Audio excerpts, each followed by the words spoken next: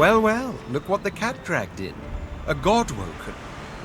But there's no divinity to be had, is there? Not for you and not for me. I cannot say I'm much enthused, but what can I do? To the victor the spoils, to the victor divinity.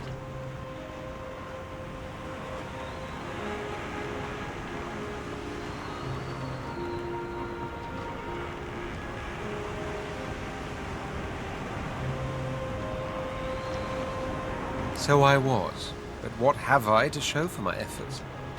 I supported your bid for divinity, but it came to naught. He sighs, which seems to ease his surly countenance.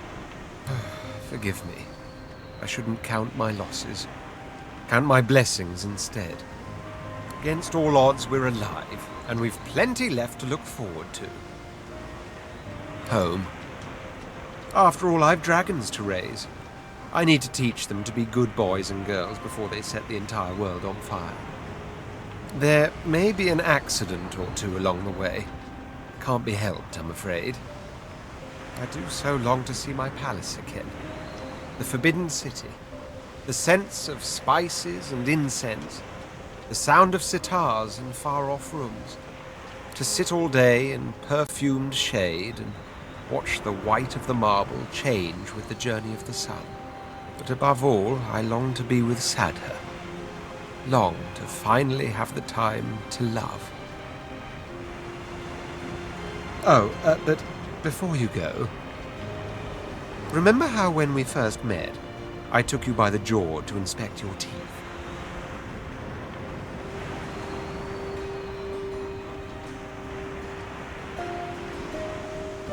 Not something one forgets in a hurry. Now, if you'll recall, despite lacking a sense of fashion, as per your own testimony, you can cook and groom. Two quite indispensable talents. At the time, of course, I couldn't have foreseen the adventure ahead, but now that it's quite over, I'd like to renew the opportunity for you to become my slave. What say you?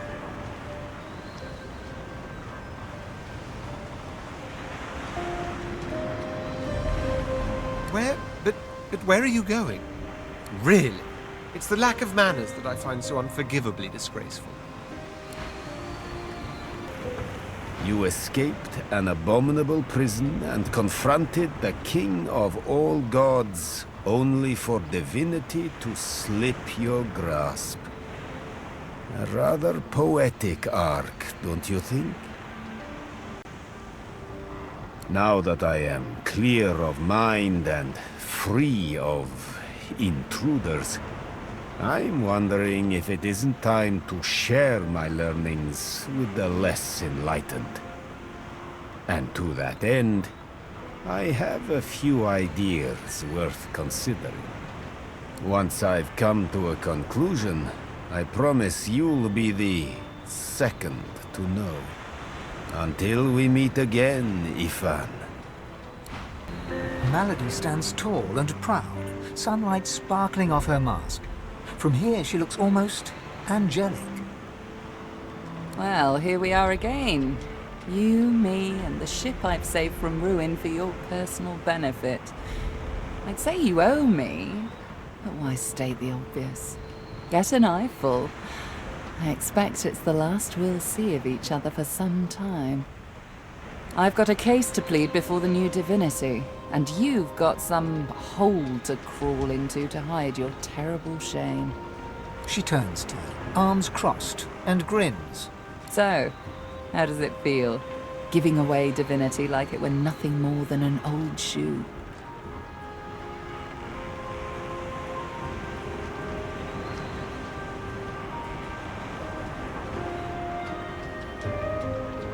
Free of divinity, perhaps, but life always seems to find a way of ensnaring us, one way or another. We've come a long way together. I did my best by you all the way, sacrificed much, and I'd have given even more to see you fulfill your destiny. She looks you up and down. I guess this will have to do. Take a moment, why don't you? Relax. Enjoy. I certainly plan to do the same.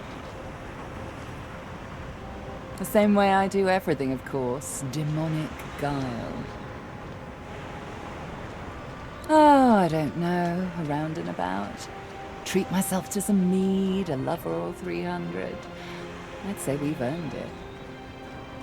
Perhaps our paths will cross again. Perhaps not. Until we find out.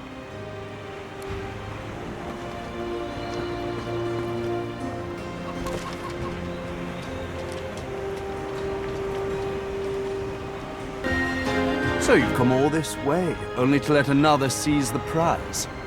How do you feel? Jealous, perhaps? Even just a little? Come now, you can tell me.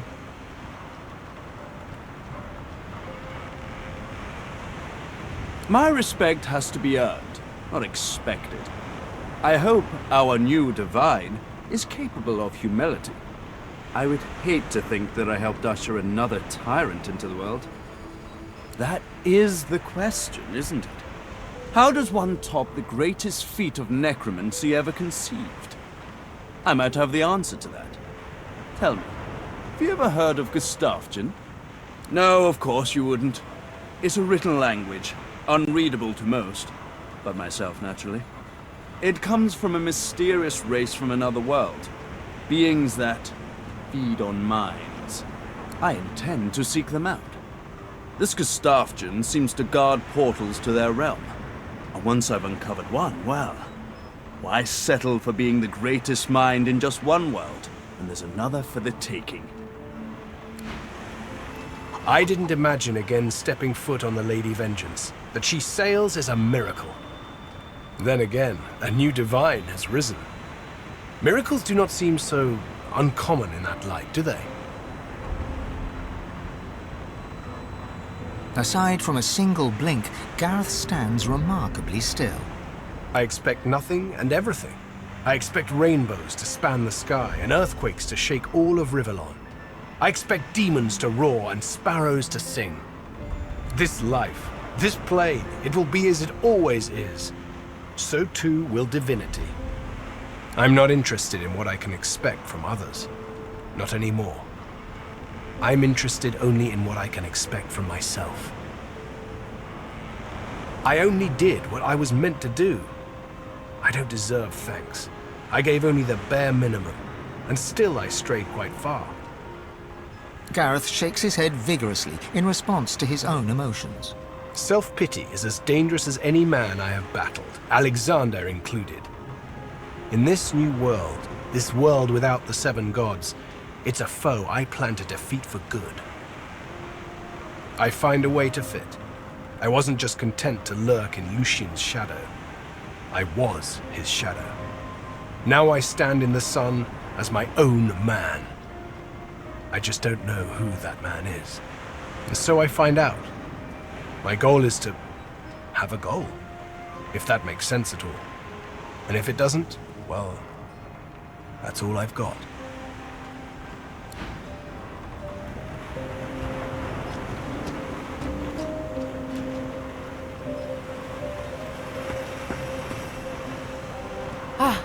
There you are. Go on. You may kneel before me. No, but humor me, please. You kneel. Sabine places her hand upon your head. The instant she touches you, it's as if you grow larger, as if your soul expands with life beyond life. Behind your closed eyes, you see the wheels of the universe spin, and it's her hands that spin them. No doubt whatsoever remains, Sabine is a goddess. You feel it, don't you? She smiles at you, and her smile alone is a benediction. Tell me, where will you go from here?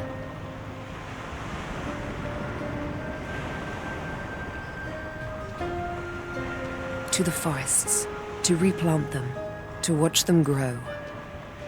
That is good. Please, take my blessing with you.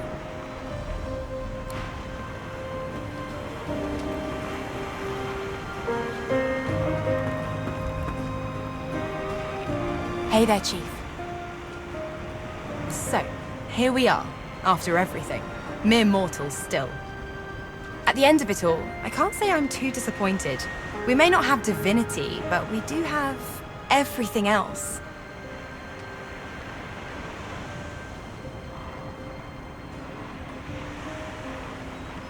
I don't mind sitting on the sidelines for whatever comes next, honestly. After so long in the crosshairs, it'll be nice to be a bit out of the way.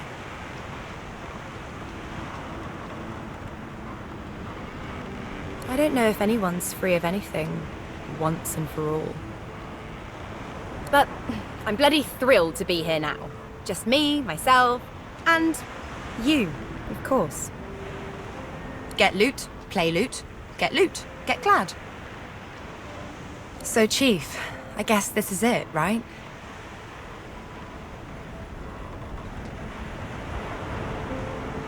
Well, I mean, you can always come with me. I'm just saying, it's an option. If you want.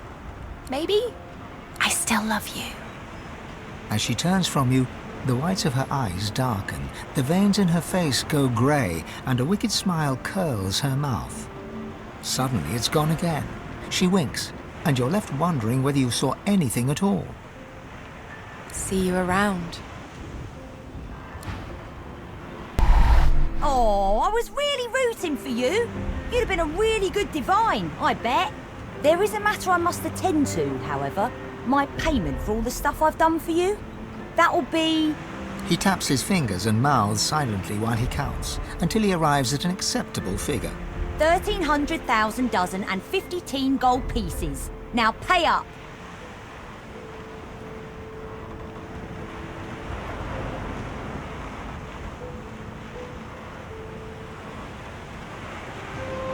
Oh yeah?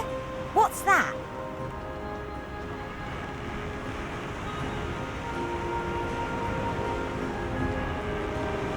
Han ponders your suggestion for all of a second. You got it. But you better believe the bill for that will be a doozy.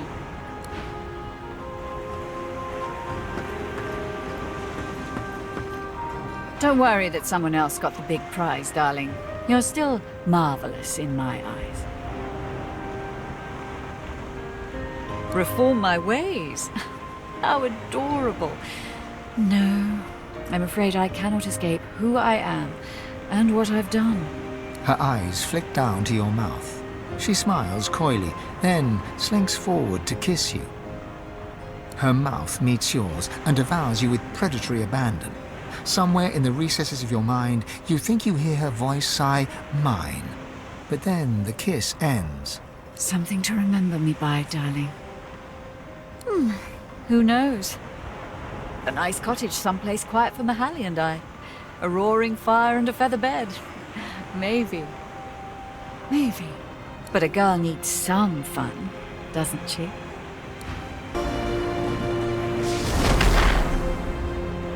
Beast Spirit smiles as you approach, and begins to sing a tune you think vaguely familiar.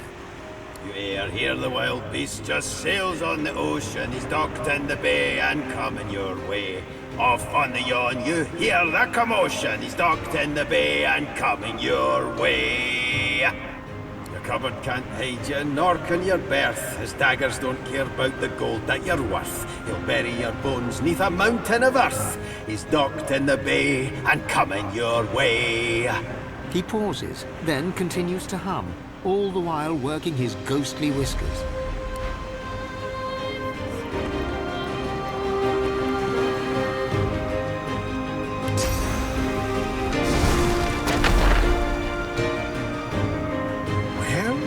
Well, Quoths, look who finally graced us with their presence. I suppose some thanks are in order.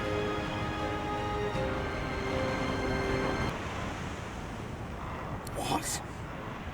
No, you should be thanking me. I just saved the world from the Great Acorn. You're welcome, by the way. Honestly, Quercus, some creatures have no sense of perspective.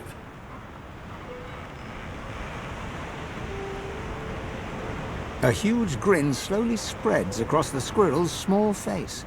Of course, had you not stopped this God King and his lackeys, there would have been very little left for me to save, so... The cat moves forward, twisting around your legs and filling the air with the sound of dry, dusty purring. Ah, quackers! Please, have a little decorum.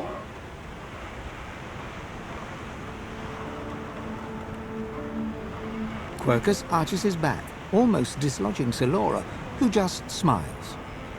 This battle is won, my friend, but we still have a war to fight. We've undone the Great Acorn, but the Knights of Dre are still out there. They summoned the Great Acorn once. They will be able to summon it again. We have to destroy their order, once and for all. That is the future Quercus and I have ahead of us. We no longer need a shield, but we are very happy to have a friend. And a well-deserved rest it will be. I never thought I would be proud to have befriended a giant. But there is no one Ow! Quackers! There is no one that we would rather have walked this world with. I do not know what comes next for you, but you will always have a friend in the forest. Come, Quercus. We must... Oh, I think you have something in your eye, my friend. The cat curls up and snuggles into his squirrel friend, who quietly sits and sniffs on the deck. I suppose it's time for me to explore a new form of eternity. There's nothing interesting down there. The future lies above, not below.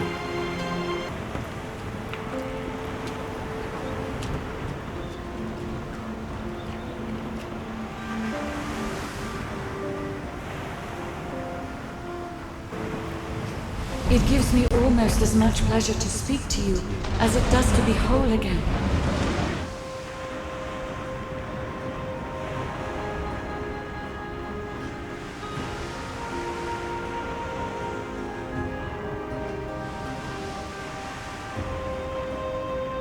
I will always be an ally to those that carry swords, to those whose blood is of the heroes of old, and so, as always, I am at the ready.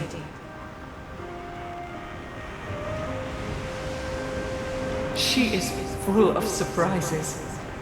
My wood was splintered, but my spirit intact. It was a great feat, but given her skill, not a surprising one. I feel better than new. You look out to the endless beyond. The sun's light plays upon the waves, just as it always did. The sails flutter in the wind, just as they always will. And yet, something is different. You are different. And with a start, you realize where you must go next. You speak the command to the Lady Vengeance, and another chapter begins.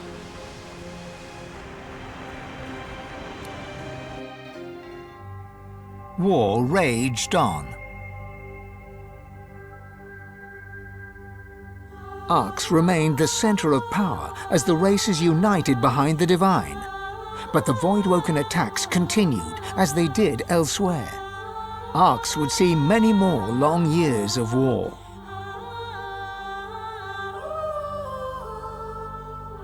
The ancient empire of lizards became one of the pillars of the new Divine Alliance. The houses of war and of shadows were particularly useful in the fight against the God King. The Empire used the war to expand its territory. Justinia returns to her throne. Under her rule, the Dwarven Kingdom fought for the Divine, and her loyalty was unquestionable. Many fine and courageous dwarves did their people great honor in battle and in death.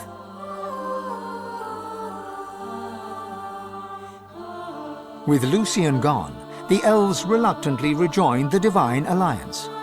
Their place in the war on the Void would entirely depend on the integrity of the new Divine.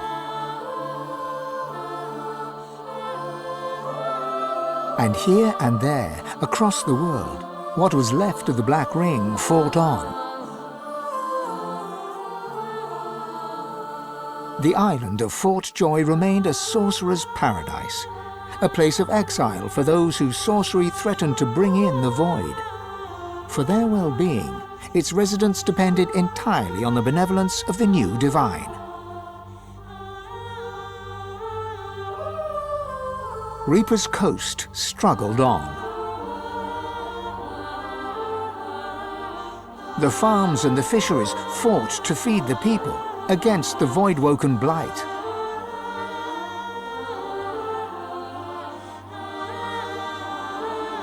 The black pits took fire. The oil there burns still.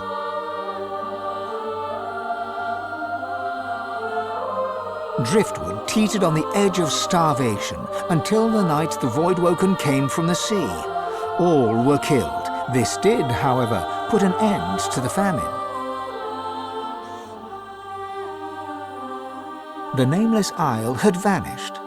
Although only open water remained, by instinct ships would steer clear. None of the captains could articulate why. Sir Gareth thanked the surviving Seekers for their service and gave them their freedom. Disillusioned with ongoing war, he set out alone to find a new purpose.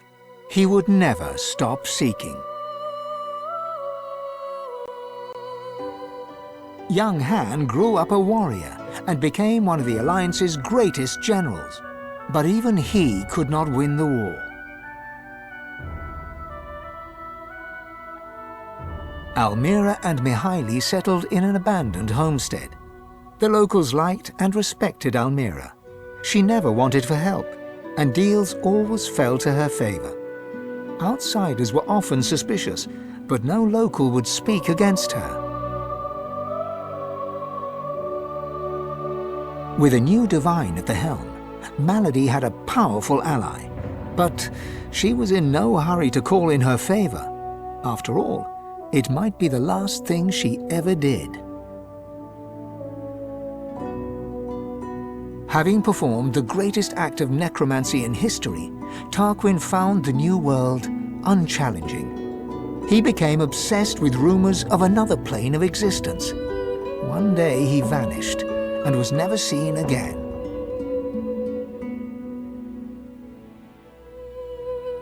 Ahu the wizard served the new divine with honor, wisdom, and an at times unnerving feline elegance. The undead priestess Gratiana remained in her sanctuary, happy to wait for the war to pass. She was troubled only by the silence of her goddess. Jehan the demon hunter never stopped hunting for demons. Sahala sought to strengthen the Elven alliance with the new divine. Her powers of sight proved useful in the ongoing war against the Void, but she could never be sure that the new divine trusted her. Tova, her mother, was Sahala's most trusted warrior.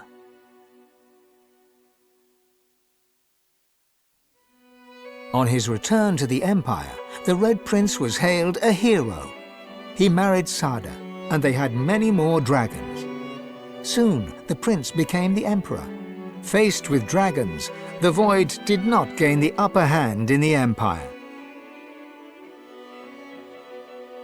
Losa returned to her music and enjoyed a storied career as the Divine's premier musician. Dark moods would still overtake her, and she would spend long hours walking in the wilds. She always returned with a new song.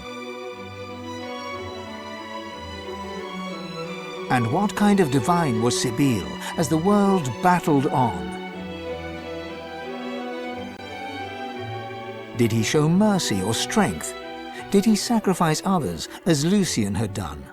Did he regret becoming divine? Did he wonder if he should have given his soul and sealed the veil? And what became of the elves? Only Sabine knows the truth. Only she knows if she atones for her sins. And then there was you.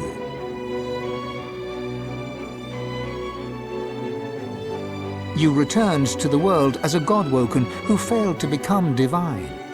Did you accept your failure with dignity, or did it destroy you? Only you know the truth. Only you know if you atone for your sins.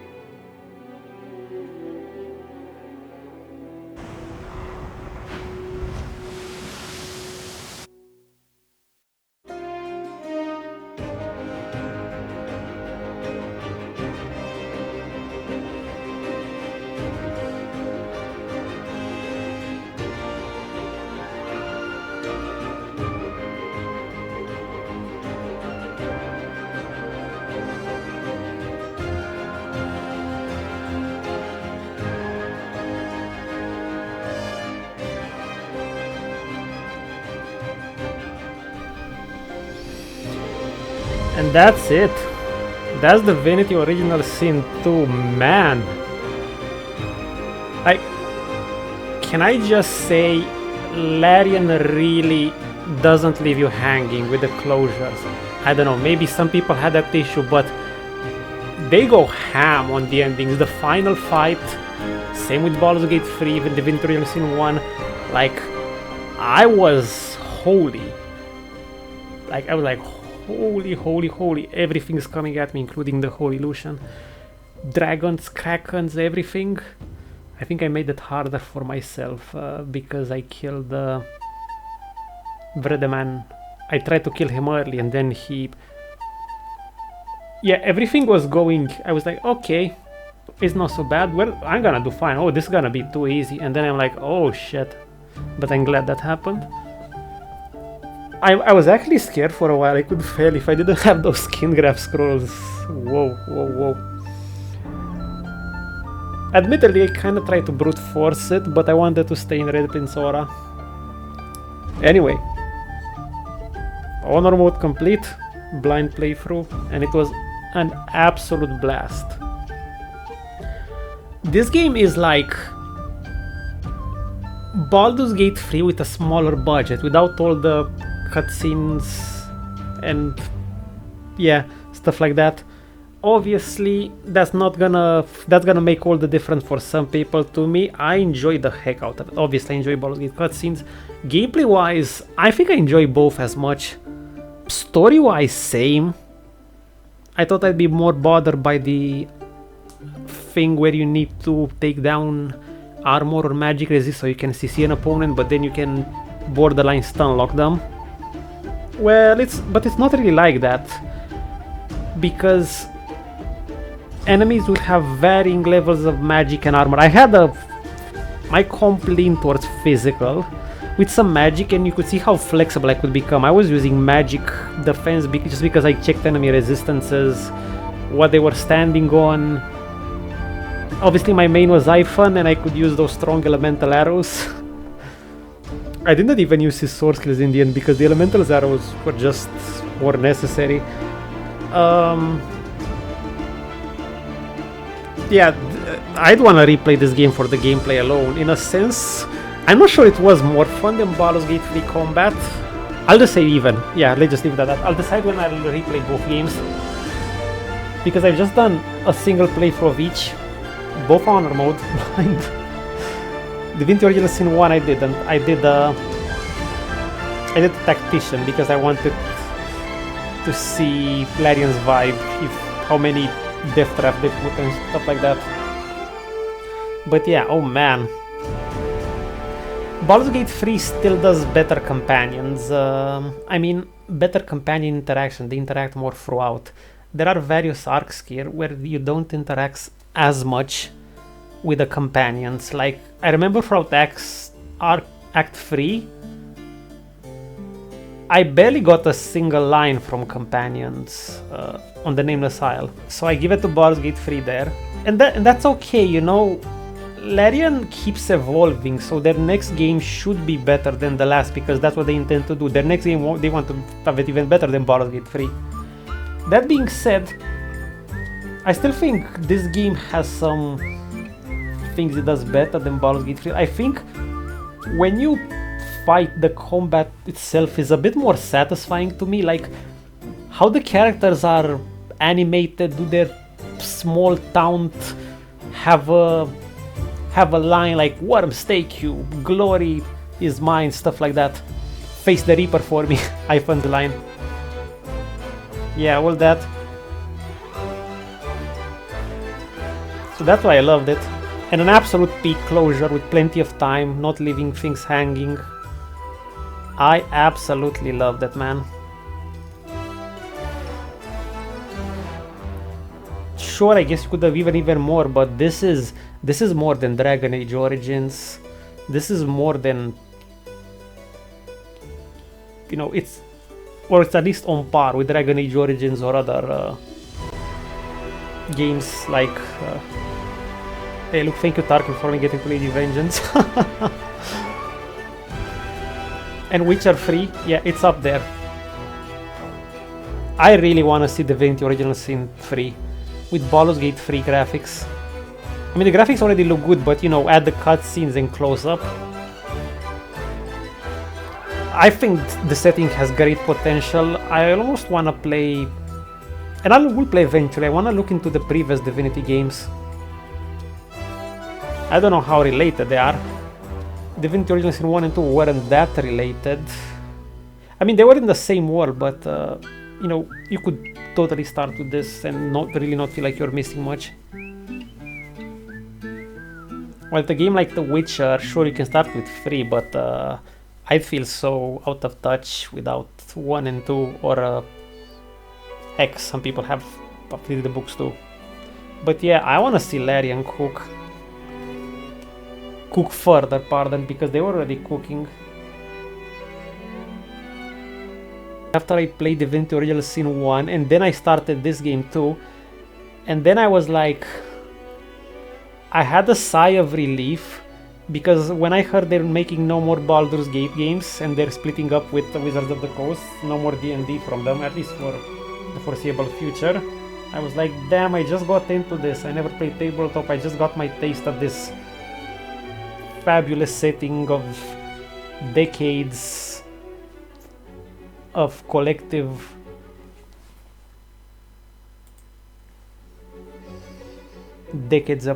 writing. But after I play these games, I rest assured that these guys will cook whatever setting they embark on. Heck, they could make a Lord of the Rings game and it will probably be a blast. That being said, I kind of hope they don't create another franchise. Let them work on this. Let them, you know, there's some charm to be had in a setting that has time to develop, and that takes years, decades even. It's tiring both for them and for other people to keep creating new settings. Maybe for them, they think they've stayed in this one for a while, but I hope it's more related. Like, this had some relation. I mean, we had Jehan, who's in the first game too, and as a companion. Oh, they're Boris. They took Boris on board. Go to his channel, guys. Look, listen to his songs if you haven't. This guy, genius. Yeah, man, I'm so glad to see this studio thriving, and I only started playing their games this year. I started with Baldur's Gate 3 at the start of 2023, right after I put my mobile to rest. Coming from Dota, I had enough. And it's been a blast ever since.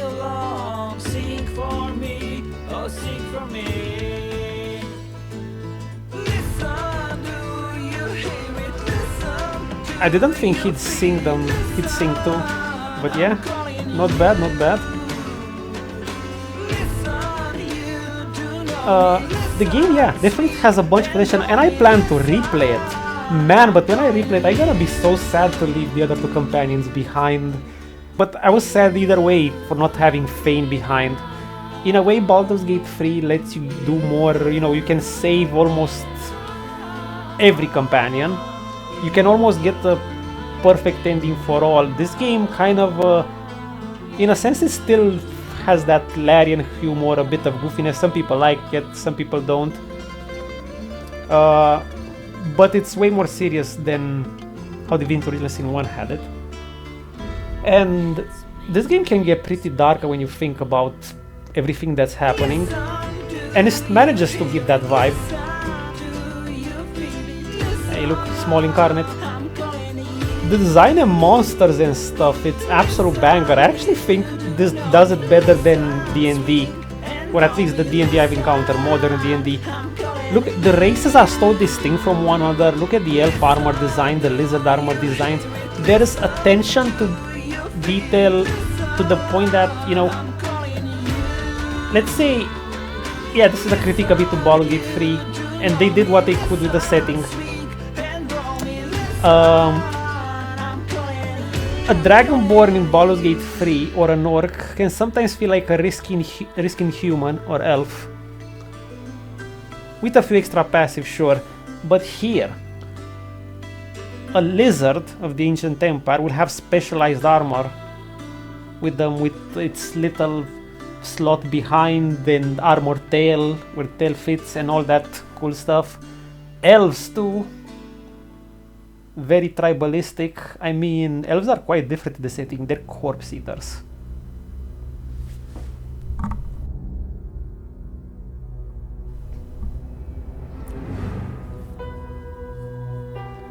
And the whole thing with Fane, like, obviously 2 replays I consider absolute a must for both games, but these are rookie numbers. This will be a game I'll replay a lot. I'll probably replay Divinity Original Sin 1 again too, but probably way less. To me, this game, since it's ascended to one of my all-time favorites, I'm gonna replay it for... I consider one replay an absolute must, where I'll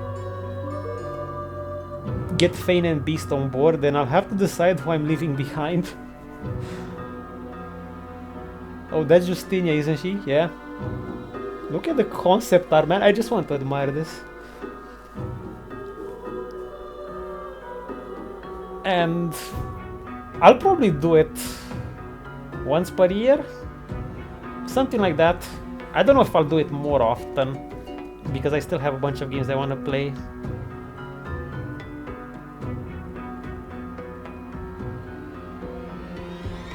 I'm probably gonna try Honor mode again, but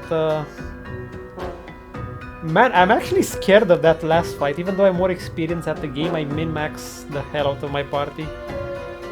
And that final fight could be a game ender, but it's okay, I appreciate a hard final battle.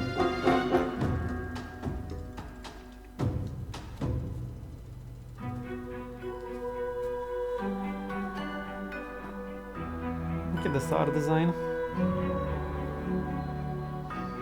Yeah, I so hope they continue with this. Hagan the Horrible.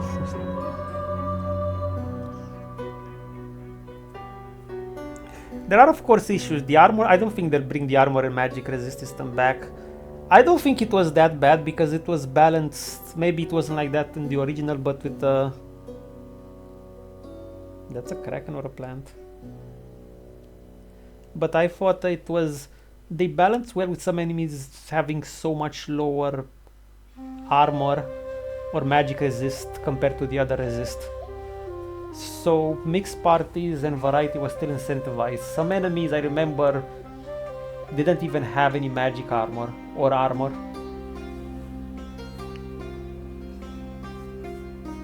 I had a mixed party. I mean, it was leaning towards physical. I had two. My main damage dealer were physical, but you know, the Venom empowered strikes and Ranger could be varied. Sebille was the highest physical damage dealer, and I put Glass Cannon on her, just on her. I played her very sneaky.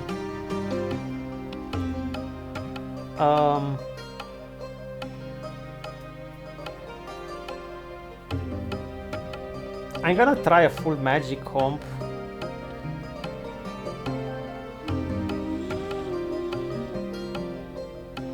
Yeah. There are some things in the game that, like, you can cheese a lot of stuff. The fact that you can keep a character in convo and buff them, and you can keep going in and out of combat. I appreciate that, but I know part of me would say it's a bit you can cheese a bit too much, but the game is also harder as a base if you don't do that. So you know what? Nah, leave it. Leave it. You know, enough of this protect the gamer from themselves. No, let the gamer do whatever. I mean, people are gonna cheese anyway, so why not continue to make, because they're already doing it, in Larian fashion.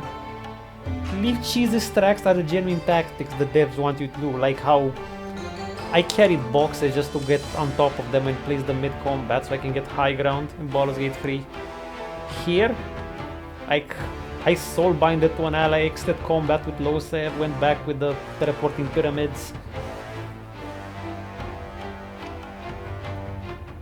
And there are many more things you can do. In general, I had a pretty strong party. And one of my party members was pretty defensive.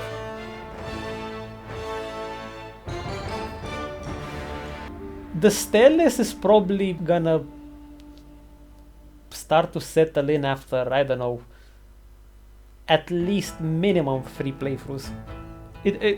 I could say much longer, but the way I do playthroughs, I already do them they take very long for me, and I do them very completionist style.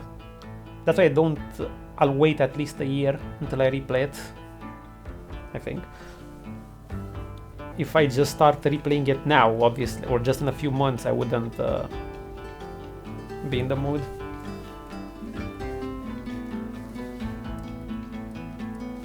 Man, even the credits are long, but it's okay, I enjoy appreciating this art.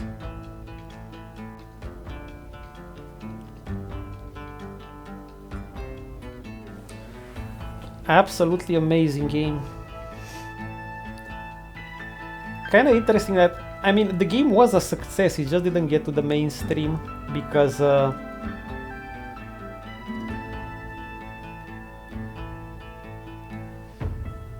I think the lack of cutscenes, and obviously CRPG is not a really popular genre. Larian just managed to make it popular with Baldur's Gate 3, and with Divinity Original Sin 1 and 2, I think they managed to kind of give birth to the genre in a modern era and bring back old CRPG fans and attract new fans who would have been into CRPG. With Baldur's Gate 3, they just attracted even non-gamers to it. But you know, I don't think they came for the CRPG mechanics. Some didn't even like them, even though I think they're great. The games are just not for everyone.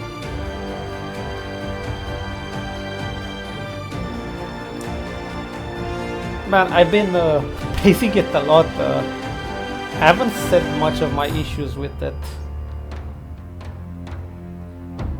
I mean, it definitely has some issues. You know, balance can always be better. I'm still not sure if the Divinity Original Sin 1 system was better. Instead of armor, with the... you could apply debuffs at any time as long as the target was resilient to it. But see, that also had a fault because the endgame you could become resilient to everything, and you'd want to become that. When you'd be immune to everything, everything would get pretty easy. I mean, the CCs would matter as much. People say the ground effects also matter more, and while I think they matter more, this is a reminder that in the mid-game I got resistances to 100% way easier in that game. And not even through potions, just through armor. Here you get them through potions, temporary. One thing I like though is that you can upgrade your action point. Yeah, that was nice. Yeah, here's an actual significant complaint, I guess. So they need to do a better job with the stats. Like, As it stands, you just max findings as an archer or rogue or strength. It's very offense oriented. They definitely need to balance this out, but I'm sure they will. They probably know they could have done it much better. This was experimental. Not that Baldur's Gate does have its balance issues. I'll have more insight on this once I do some more replays, play with more classes. Because at first I pick up some strong classes and go with that.